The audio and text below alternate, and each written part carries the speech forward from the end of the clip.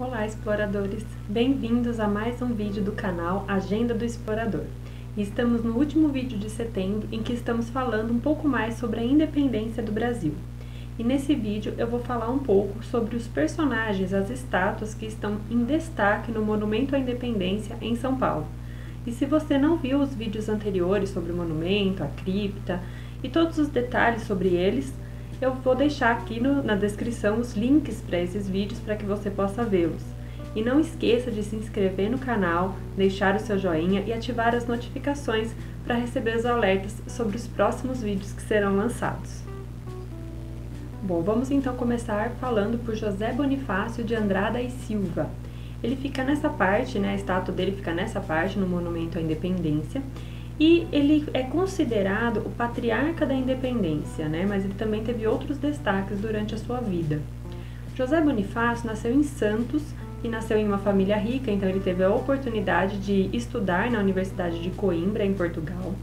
E com isso ele acabou tendo um destaque na área de mineralogia, tanto que o governo português financiou uma viagem dele pela Europa por 10 anos, em que ele realizou expedições científicas, e nessas expedições ele conseguiu descobrir 4 espécies de minerais. E ele teve grande destaque nessa área, tanto como professor, como cientista, sendo membro de diversas academias científicas em diversos países e também trabalhou na administração portuguesa. E quando José Bonifácio retornou ao Brasil com 59 anos, ele já mostrava ser um defensor do meio ambiente, das matas, dos mananciais, criticava a caça às baleias e se preocupava muito até com a situação do rio Tietê e com o meio ambiente de uma forma geral. Isso já pensando o que ficaria para as futuras gerações, Isso em uma época em que esse assunto não era muito discutido. E segundo o site da BBC, há uma parte de um texto de José Bonifácio de 1821 em que ele fala, destruir matas virgens, como até agora se tem praticado no Brasil, é crime horrendo e grande insulto feito à mesma natureza. Que defesa produziremos no Tribunal da Razão quando os nossos netos nos acusarem de fatos tão culposos? José Bonifácio era maçom e fundou no Rio de Janeiro a sociedade secreta Nobre Ordem dos Cavaleiros da Santa Cruz, que era conhecida como Apostolado, que defendia a independência do Brasil e a fundação de um único governo. Então, quando José Bonifácio entrou na política, foi um momento conturbado, integrando a Junta Provisória da província de São Paulo, que substituía os capitães e governadores das capitanias. Ele tinha um perfil conservador, não tolerava qualquer rebelião popular, era contrário à democracia. Ele defendia a independência do Brasil, mas a partir de um regime monárquico. Ele acreditava que a permanência de Dom Pedro I no Brasil faria com que o país se tornasse independente e não fosse dividido em repúblicas, como aconteceu na América Espanhola, evitando assim guerras civis. José Bonifácio foi nomeado como ministro de Estado dos Negócios do Reino e Estrangeiros. Ele e Dona Leopoldina, esposa de Dom Pedro I, eram grandes incentivadores para que Dom Pedro permanecesse no Brasil e proclamasse a independência. E após esse fato acontecer, ele foi um dos principais conselheiros do imperador e ele também negociou vários tratados e reconhecimento da independência com as nações estrangeiras. Mas, no decorrer do tempo, pressões políticas o fizeram romper com o imperador, que acabou o demitindo da função. E ele chegou a ser preso e deportado por 6 anos, e depois ele retornou ao Brasil, reatou o contato com Dom Pedro I, e este solicitou que o José Bonifácio fosse tutor de seus filhos, inclusive Dom Pedro II, já que Dom Pedro I teria que abdicar e retornar a Portugal em 1831. Já no final de 1833, pouco tempo depois que iniciou a tutoria, ele acabou sendo suspenso desse cargo, acusado de envolvimento com um grupo que queria o retorno de Dom Pedro I ao Brasil. Então, pouco tempo depois, em 1838, José Bonifácio acabou falecendo em Niterói, no Rio de Janeiro. Outro personagem muito importante nesse momento de independência do Brasil foi o jornalista Hipólito José da Costa Pereira Furtado de Mendonça. Ele é considerado o patriarca da imprensa brasileira e é o patrono da cadeira de número 17 da Academia Brasileira de Letras. Ele nasceu na colônia de Sacramento, atual Uruguai, e chegou também a morar em Pelotas, no Rio Grande do Sul, em sua adolescência. Ele também teve a oportunidade de estudar na Universidade de Coimbra e chegou a ser enviado como diplomata pela coroa portuguesa aos Estados Unidos e ao México. E na Filadélfia ele acabou ingressando na maçonaria, o que fez toda a diferença na vida dele. Já em 1801, ele foi nomeado para a imprensa real pela coroa portuguesa, então fez uma viagem oficial para a Inglaterra. Quando Hipólito da Costa retornou ao Brasil em 1802, ele acabou sendo preso por 3 anos, porque ele foi acusado de disseminar os ideais maçônicos em Portugal. Depois, com a ajuda de membros da maçonaria, ele chegou em Londres e lá ele fundou em 1808 o Correio Brasiliense, no mesmo ano de criação da imprensa oficial no Brasil. Ele era o repórter, redator e editor do jornal. E esse foi o primeiro jornal brasileiro que analisava e criticava a situação portuguesa e brasileira. Em 1821, quando estava acontecendo a Revolução do Porto, que fez com que Dom João VI retornasse a Portugal, o Correio Brasiliense cobriu essa revolução, que também incentivou muito a independência do Brasil. E o jornal acabou cobrindo também o momento da independência do Brasil, o ano em que ela foi proclamada, em 1822. Depois que isso aconteceu, Hipólito da Costa julgou que ele já tinha cumprido o dever dele e encerrou as publicações do Correio Brasiliense e faleceu no ano seguinte, sem saber que ele tinha sido nomeado cônsul do Império do Brasil em Londres. Já os seus restos mortais estão no Museu da Imprensa Nacional em Brasília e é considerado o jornalista da independência. Hoje há um Museu da Comunicação com o seu nome no Rio Grande do Sul e em 2010 ele foi inscrito no livro dos Heróis da Pátria. Já o nosso próximo personagem é o padre Diogo Antônio Feijó, que fica nesse local no monumento. E na placa, logo abaixo da sua estátua, está escrito Prócer da Independência e deputado às Cortes de Lisboa. Bom, a palavra prócer significa que é um indivíduo influente, em que a opinião é acatada, é um líder, é uma pessoa importante. Ou seja, Diogo Feijó foi um homem influente no momento da independência do Brasil. Quando ele nasceu, em 1784, em São Paulo, ele foi deixado na porta da casa do padre Fernando Lopes de Camargo, sendo batizado por ele. E em 1808 ele acabou se tornando padre. 10 anos depois, ele foi para Itu, onde deu aulas e teve a sua iniciação política, onde ele foi eleito membro para a Junta Provincial para a eleição de deputado às Cortes, cargo que ele acabou conseguindo junto às Cortes Gerais e Extraordinárias da Nação Portuguesa pela província de São Paulo, em 1821. Então ele foi para Lisboa e lá ele defendia a independência do Brasil e se recusou a jurar a Constituição Portuguesa. Então com isso, ele teve que fugir para a Inglaterra em 6 de outubro de 1822.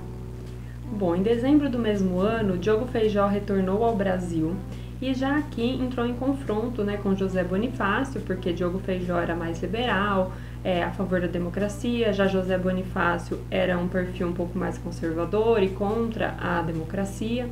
Então, depois que chegou aqui, Diogo Feijó decidiu por se retirar para sua chácara em Itu.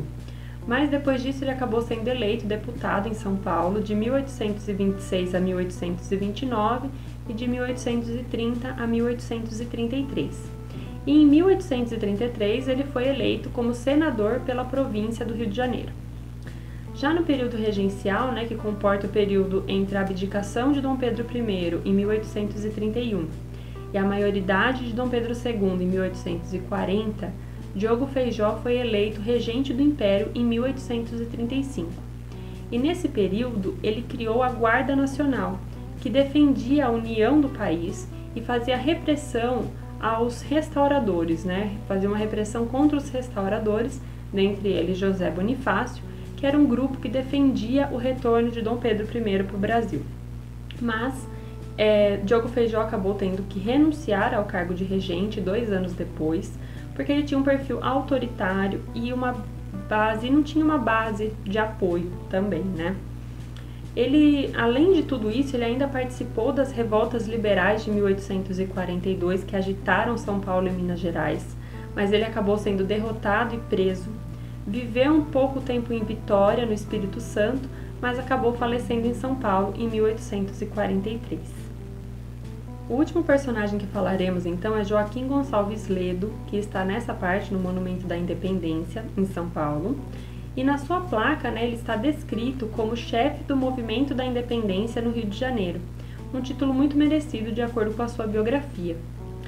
Joaquim Gonçalves Ledo nasceu e morreu no Rio de Janeiro e era jornalista e político. Aos 14 anos, ele foi estudar na Universidade de Coimbra, em Portugal, e acabou ingressando na maçonaria, mas ele teve que interromper os seus estudos em 1808 e retornar para o Brasil, porque aconteceu a morte prematura de seu pai, então ele teve que retornar. Mas mesmo não tendo concluído a formação como advogado, ele era considerado advogado por vários pleitos em que ele teve sucesso.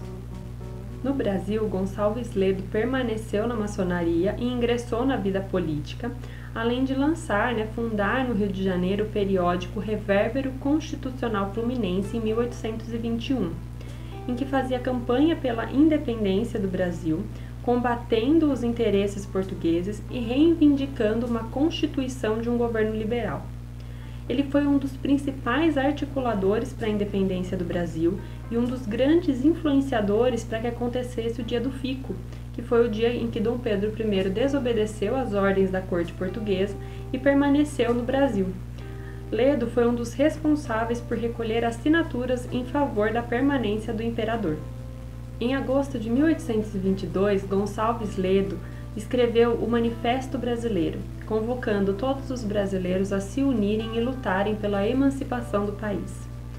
Do Amazonas ao Prata não retumbe outro ego que não seja independência. Formem todas as nossas províncias o feixe misterioso, que nenhuma força pode quebrar. Então ele foi um dos responsáveis também pela convocação da Assembleia Constituinte de 1822, que foi uma sugestão acatada por Dom Pedro, que o nomeou como procurador da província do Rio de Janeiro e como conselheiro do governo. E ele ajudou também a fundar e dirigir lojas maçônicas que disseminavam os ideais liberais de independência e de democratização da sociedade brasileira. Mas ele percebeu que apenas a monarquia constitucional poderia fazer com que a independência do país acontecesse.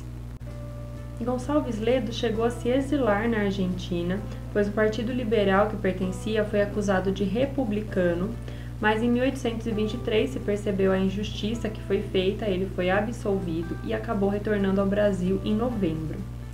Dom Pedro ofereceu o cargo de ministro e até o título de marquês a Gonçalves Ledo, que recusou, pois ele falava que não ambicionava cargos. Mas ele acabou se tornando deputado-geral da Assembleia Provincial do Rio de Janeiro, porque foi um cargo que foi eleito pelo povo, né?